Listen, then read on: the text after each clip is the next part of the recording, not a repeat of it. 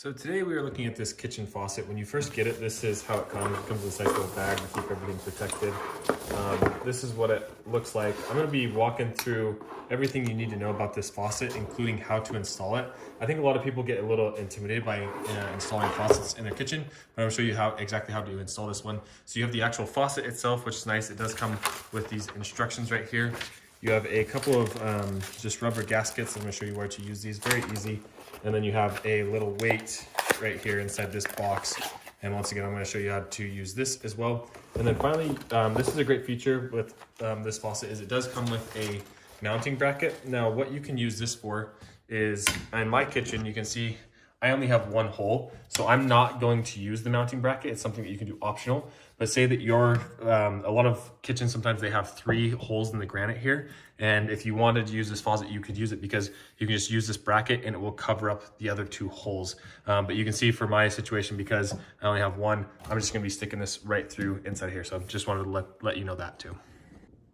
Okay, so the first step of getting this thing set up is you wanna go through and you wanna grab this bracket right here, and you wanna go through and loosen that all the way off of this, and just go ahead and take this all the way off, just like that.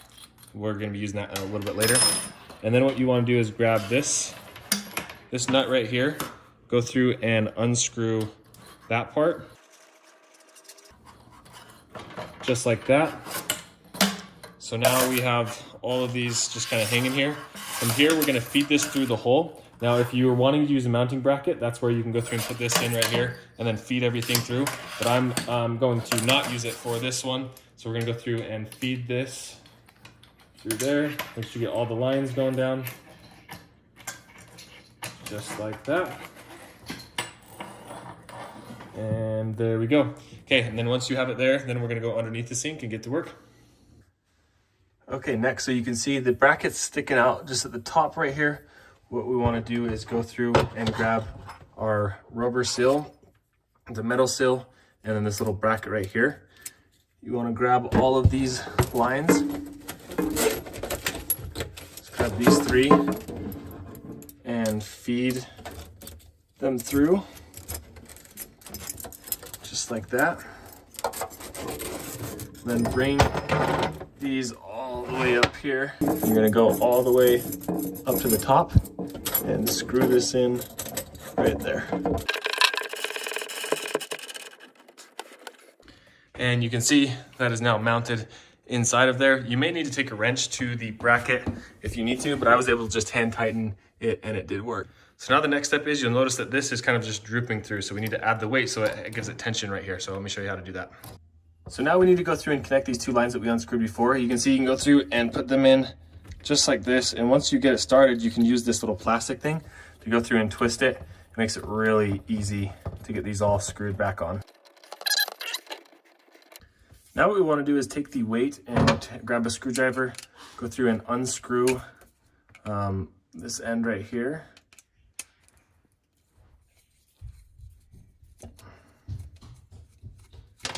We're gonna go through and put it right about there.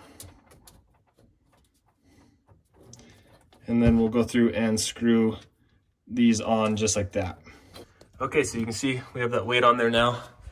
When you come over here, you can see now there's pressure on this, so you can go through and it will clip in just like that. Last steps are to grab the red wire and connect it to the red line and the blue to the blue line. This is of course your cold water and your hot water. You may need a wrench just to do this, to tighten it up. We'll go through and tighten this up with our hands and then see what we need to do from there.